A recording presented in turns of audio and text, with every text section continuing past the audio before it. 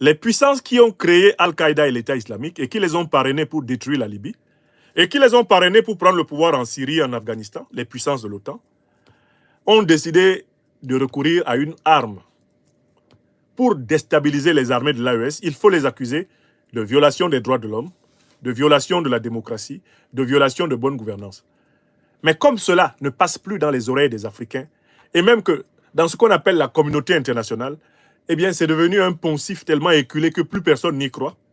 Quand on sait qui sont les leaders du Mali, du Burkina Faso et du Niger, c'est-à-dire des patriotes africains, alors on a décidé d'actionner d'autres moyens. L'un des moyens qu'on veut absolument actionner, c'est de dire que la lutte antiterroriste vise systématiquement les mêmes communautés, au Mali, au Burkina Faso et au Niger. On essaye d'implanter dans l'imaginaire l'idée que la lutte antiterroriste servirait à éliminer essentiellement nos frères, eh bien, Peul, ou nos frères Touareg.